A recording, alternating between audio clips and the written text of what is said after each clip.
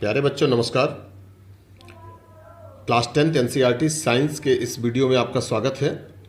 इस वीडियो में हम लाइट चैप्टर के बारे में जो न्यूमेरिकल्स आते हैं, लाइट चैप्टर से रिलेटेड जो न्यूमेरिकल्स आते हैं उनको डिस्कस करेंगे। पिछली वीडियो में हमने साइन कन्वेंशन बताया था जो बहुत इंपॉर्टेंट रोल प्ले करता है न्यूमेरिकल सॉल्व करने में, और यहाँ पर उसका हम एप्लीकेशन बताएंगे। First question, an object is kept 40 centimetre in front of a concave mirror of focal length 20 centimetre. Find the position and nature of the image in this case. Also draw a रे diagram. Object की distance दी गई है 40 centimetre. यहाँ पर positive negative कुछ ऐसा कुछ केवल पॉजिटिव लिखा रहता है, लेकिन जब हम लोग ऑब्जेक्ट डिस्टेंस लेंगे u is equal to -40 centimetre, क्योंकि object in front of the mirror रखा जाएगा, तो इस यहाँ पे लिखेंगे by sign convention. Focal length concave mirror है। अगर ये कॉन्केव मिरर ना लिखता और लिख देता कि कन्वर्जिंग मिरर, तो भी कॉन्केव मिरर ही इसको समझते, और f is equal to -20 centimeter. वहाँ पे हम नहीं बता सकते क्वेश्चन में, जब तक साइन कन्वेंशन नहीं मालूम रहेगा। जैसे 20 सेंटीमीटर लिखा है, लेकिन कॉन्केव मिरर है तो फोकल लेंथ नेगेटिव लेना होता है, और v इमेज डिस्टेंस हमको फाइंड करना है by mirror formula. 1/f is equal to 1/v plus 1/u। 1/v is equal to 1/f minus 1/, हमने इसको ट्रांसपोज कर लिया। 1/v is equal to focal length, इसकी वैल्यू -20 पुट कर दिया, ये माइनस साइन लगा रहेगा, और u की वैल्यू यहाँ पर -40 लिखी जाएगी। यहाँ पे गलत नहीं करेंगे कि ये माइनस और ये माइनस एक ही जगह, कोई माइनस, ये माइनस अलग है, ये माइनस फार्मूले का है। 1/v इज इक्वल टू, हम लोग डिनोमिनेटर में माइनस नहीं रखते, कई बार इसमें एरर आता है कि एलसीएम कैसे लें, क्या करें। इससे अच्छा है कि आप नीचे का पार्ट यानी डिनोमिनेटर पार्ट पॉजिटिव रखें, और ये जो माइनस साइन है इसको हमने यहाँ पे शिफ्ट कर दिया, और ये माइनस इससे मल्टीप्लाई होकर के प्लस हो जाएगा। 1/v इज इक्वल टू अब यहाँ पे जब एलसीएम लेकर के इसको सॉल्व करेंगे तो फाइनली आएगा 1/40, और रेसिप्रोकल करेंगे तो v is equal to -40 centimeter. v -40 तब आएगा जब रियल इमेज बनेगी। साइन कन्वेंशन का वीडियो आप देख सकते हैं पिछला। It means image found at a distance of 40 cent. यहाँ पर हमको माइनस लिखना कंपलसरी नहीं है, हम लिख देंगे 40 सेंटीमीटर, और जो नेगेटिव साइन है उसका मतलब है इन front of a concave mirror. Concave mirror के सामने बनती image. Nature of image is real and inverted. जो इमेज का नेचर, हमारे पास पोजीशन आ गई -40 सेंटीमीटर, जो नेचर आ गया वो रियल एंड इन्वर्टेड आ गया। अब इसका हमको रे डायग्राम बनाना है। रे डायग्राम में आप देख सकते हैं कि यहाँ पर ये कॉन्केव मिरर है। कॉन्केव मिरर में फोकल लेंथ, हमने यहाँ पे एक ऑब्जेक्ट की पोजीशन पॉइंट सी पे दिया है। यहाँ पे कैसे जानेंगे कि पॉइंट सी पर आएगा। फोकल लेंथ इसमें 20 सेंटीमीटर गिवन है, तो ये जो डिस्टेंस होगी ये 20 सेंटीमीटर डिस्टेंस होगी, ये फोकल लेंथ होती है। और हमने बताया कि जितना पोल से फोकस के डिस्टेंस उतना ही फोकस से सेंटर ऑफ कर्वेचर की डिस्टेंस है, तो ये भी 20 सेंटीमीटर होगा।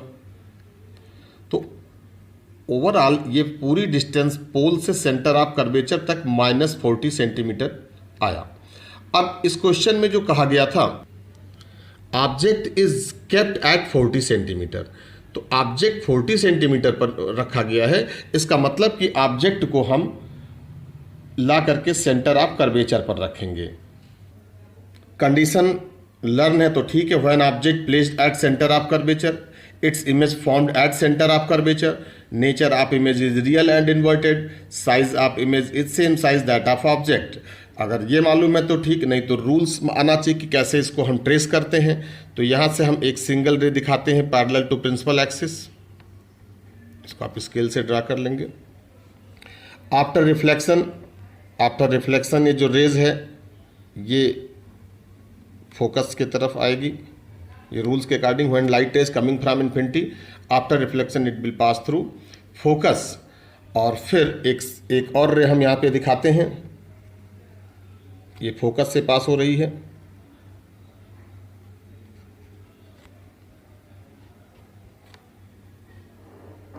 और फोकस से पास होने के बाद में ये पैरेलल हो जाएगी प्रिंसिपल एक्सिस से। फोकस पे आएगी तो पैरेलल टू प्रिंसिपल एक्सिस, हम एरो यहाँ पे लगा दे रहे हैं, इस पॉइंट पे मीट करेगी, और यहाँ से हम इसको इन्वर्टेड पार्ट में A' B' इसकी इमेज दिखा देते हैं। तो इस केस में ऑब्जेक्ट की जो साइज होगी और जो इमेज की साइज होगी ये दोनों सेम होगी। और ऐसे केस को हम अगर एक और पार्ट से पूछा आता है क्वेश्चन एग्जाम में, इसी केस पर क्वेश्चन आता है। कैसे आता है कि मैग्निफिकेशन इज -1, किसी का magnification produced by spherical mirror is -1, what does it mean? अगर मैग्निफिकेशन -1 है तो क्या होगा? मैग्निफिकेशन -1 होने का मतलब है कि ऑब्जेक्ट की साइज और इमेज की साइज दोनों सेम हो जाएगी, because we know that m is equal to, ये इस क्वेश्चन का पार्ट नहीं, इस क्वेश्चन का पार्ट यहीं तक था, ये एडिशनल पार्ट बता रहा हूँ। क्वेश्चन आता है magnification produced by spherical mirror is -1, what does it mean? तो इस केस में हम देखते हैं कि मैग्निफिकेशन -1 है और हमने फार्मूला पढ़ा है m is equal to h dash upon h, m is equal to h dash image की हाइट होती है। सपोज कर लिया इमेज 2 सेंटीमीटर का है लेकिन इन्वर्टेड है, इसलिए हमने इसको -2 लिया। और जब दोनों की सेम हो जाती है, यानी कि ऑब्जेक्ट के बराबर इमेज बनता है लेकिन इन्वर्टेड है इसलिए -2, तो इन्वर्टेड के लिए -2 और अपराइट पोजीशन के लिए हमने इसको 2 लिया। तो इस बेसिस पे m की वैल्यू जो आई -1 आई। तो इस केस का मतलब अगर किसी ने पूछा कि magnification produced by a spherical mirror is -1, what does it mean? It means size of image is equal to size of object and nature of image is real and inverted. Second question पर आते हैं। An arrow 2.5 centimeter high is placed at a distance of 25 centimeter from a diverging mirror.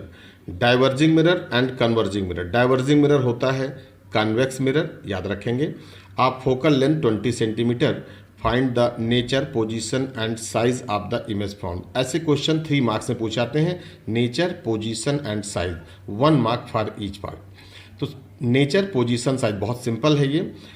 Arrow 2.5 centimetre, arrow का मतलब हो गया कोई एक, जैसे इसको हिंदी में कहते हैं तीर, एरो ऑब्जेक्ट, ये 2.5, तो ये हाइट होगा। हाइट कभी भी नेगेटिव नहीं लेते हैं, तो h इज इक्वल टू हमने 2.5 सेंटीमीटर ले लिया। u is equal to -25 centimeter. Object distance चाहे वो कॉन्वेक्स मिरर में हो या कॉनकेव मिरर में हो, दोनों में नेगेटिव ली जाएगी by sign convention. Focal length convex mirror की पॉजिटिव होती है और मैंने साइन कन्वेंशन वाली वीडियो में बताया है, आप देख सकते हैं। v is equal to question mark, v क्या बताता है? Distance of image from pole, h dash भी क्वेश्चन मार्क। h डैश हमारा इमेज साइज है। मिरर फार्मूला लगाया, 1/f is equal to 1/b plus 1/u, 1/b is equal to हमने transpose किया तो 1/f माइनस 1/u, और यहाँ पे वैल्यू पुट की गई फोकल लेंथ की, और फोकल लेंथ पुट करने के बाद में हम यहाँ पर u की वैल्यू पुट करते हैं, और ये दोनों वैल्यूज आने के बाद में यहाँ पे फाइनली सिंप्लीफाई कर लिया और हमारे पास 1/v is equal to 11.1 centimetre आया। v पॉजिटिव आया, इसका मतलब अपने आप में कन्फर्म है कि जो नेचर होगा वो वर्चुअल होगा, और वर्चुअल इमेज इरेक्ट होती है। जैसे अगर हम कह दें कि वर्चुअल इमेज बनती कैसे है, अगर ये ऑब्जेक्ट इस तरह का है, एरो हमने ऊपर लगाया, तो वर्चुअल इमेज जो बनेगी वो इसी के जैसे बनेगी, यानी कि अपराइट पोजीशन में बनेगी। वर्चुअल के में डॉटेड दिखा है। लेकिन अगर इसका इन्वर्टेड इमेज बनती है तो एरो का जो डायरेक्शन होगा वो नीचे बन जाएगा, ये रियल का केस होता है। अब यहाँ पर आते हैं, nature of image is virtual and erect, और मैग्निफिकेशन यूज करते हैं h डैश अपॉन h।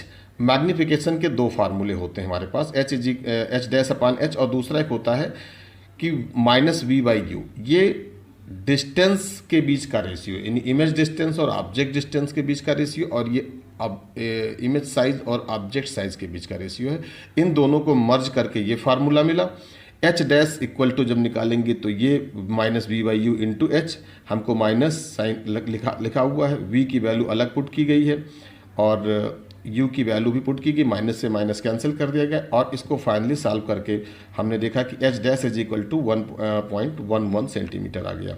तो 1.11 सेंटीमीटर जब आया तो यहाँ पर हम ये देख सकते हैं कि हाइट ऑफ ऑब्जेक्ट जो था वो 2.5 था। हाइट ऑफ इमेज जो आई वो 1.11 centimetre I. It means size of image is diminished. तो हमारे पास अब इस क्वेश्चन का आंसर आ गया। हम इसको फाइनली कंक्लूजन लिख सकते हैं। Nature, virtual and erect. Position आप देख सकते हैं at a distance of 11.1 centimetre. And size of the image, size भी हमारे पास आ गया, h dash is equal to 1.11 centimetre. Next numerical देखते हैं। An erect image 3 times. ये जो 3 टाइम्स यूज किया गया। The size of the object is obtained with the concave mirror of radius of curvature 36 centimetre. What is the position of the object.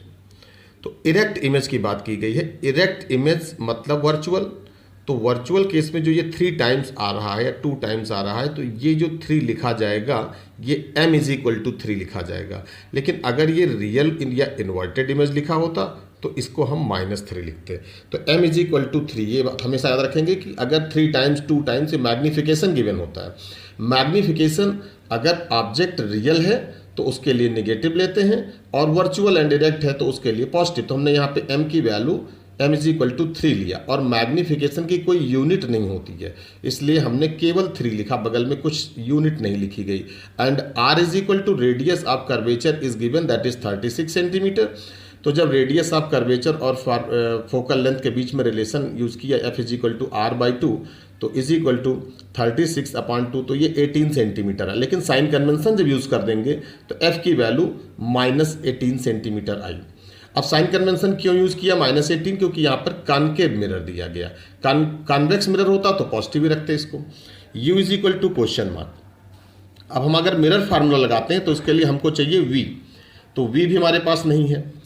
अब क्या करते हैं, पहले हम यूज करते हैं magnification. m is equal to -v/u। m की place पर ये वैल्यू पुट किया 3 is equal to -v/u। v is equal to -3u। ये हमारे पास आया। हमने v को u के टर्म में रिप्रेजेंट कर लिया। Then by mirror formula 1/f is equal to 1/v plus 1/u, और f की वैल्यू -18, सारी वैल्यूज पुट कर दिया।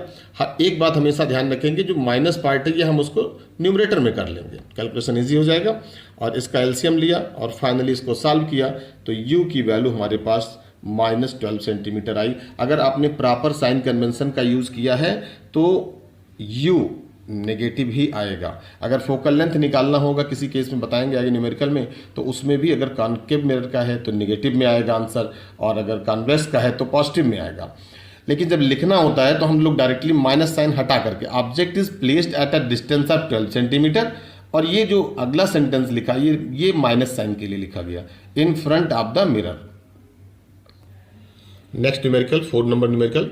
When an object is placed at a distance of 60 centimetre from a convex spherical mirror, यहाँ पे convex spherical mirror इन्होंने दे रखा है, ऑब्जेक्ट की डिस्टेंस दे रखी है 60 centimetre. The magnification produced is 1/2। मतलब क्वेश्चन का मीनिंग है कि ऑब्जेक्ट जब 60 सेंटीमीटर डिस्टेंस पर प्लेस किया गया तो उसने मैग्निफिकेशन 1/2 प्रोड्यूस किया। अब ऑब्जेक्ट को कहाँ प्लेस करें कि वो मैग्निफिकेशन 1/3 प्रोड्यूस करेगा। तो इसमें 2 पार्ट होते हैं। फर्स्ट पार्ट के लिए हम लोग देखते हैं u is equal to -60 centimetre, magnification 1/2। अब मैग्निफिकेशन हमने 1/2 क्यों लिखा, क्योंकि कॉन्वेक्स मिरर है, और कॉन्वेक्स मिरर जो मैग्निफिकेशन प्रोड्यूस करेगा वो बिहाइंड द मिरर, यानी कि वो इरेक्ट इमेज ही बनाएगा। इरेक्ट एंड वर्चुअल इमेज, अगर केवल इरेक्ट बोलते तब भी वर्चुअल अंडरस्टूड रहेगा। तो m इज इक्वल टू हमने फाइनली जब फार्मूला अप्लाई किया तो इस बेसिस पे हमको निकल गया कि इमेज डिस्टेंस पॉजिटिव आई, ध्यान देना आप लोग, positive 30 centimetre, 30 centimetre behind the mirror, ये बिहाइंड द मिरर इमेज जाएगी। अब आते हैं मिरर फार्मूला लगा करके, और इसका हमारे पास v आ गया और u पहले से ही था। इस बेसिस पे हमने उस मिरर की फोकल लेंथ निकाल ली। तो ये फोकल लेंथ दोनों केस में सेम रहेगा, ऐसा नहीं है कि मिरर चेंज किया जा रहा है, मिरर वही है। ऑब्जेक्ट डिस्टेंस एक बार -60 पर है तो 1/2 उसने मैग्निफिकेशन शो किया। अब कह रहा है कि ऑब्जेक्ट डिस्टेंस आप बताइए जब मैग्निफिकेशन 1/3 होगा तो फोकल लेंथ तो मिरर का वही रहेगा। तो इसके लिए हम लोगों ने नेक्स्ट मैग्निफिकेशन को m डैश ले लिया सेकेंड केस के लिए। m dash is equal to 1/3, u dash question mark. अब इस पे साथ हमने फार्मूला अप्लाई किया तो v डैश को हमने u डैश के टर्म में सॉल्व करके निकाल लिया। इसके बाद मिरर फार्मूला यूज़ किया। मिरर फार्मूला लगाने के बाद में यहाँ पर 1/f, एफ डैश नहीं लिखा जा रहा है, 1/v डैश 1/, क्योंकि f चेंज नहीं हो रहा है। और इस बेसिस पे सारी कैलकुलेशन करने के बाद हमारे पास u डैश आ गया -120 सेंटीमीटर। इसका मतलब कि ऑब्जेक्ट को अगर हम 120 सेंटीमीटर डिस्टेंस पर रख दें तो उसका मैग्नीफिकेशन 1/3 आ जाएगा। इस वीडियो में टोटल हमने 4 क्वेश्चन डिस्कस की, अलग अलग तरह के हैं। साइन कन्वेंशन का एक अच्छा यूज़ भी इसमें आप लोगों ने देखा। उम्मीद करते हैं कि ये वीडियो आपको पसंद आया होगा। Thank you so much.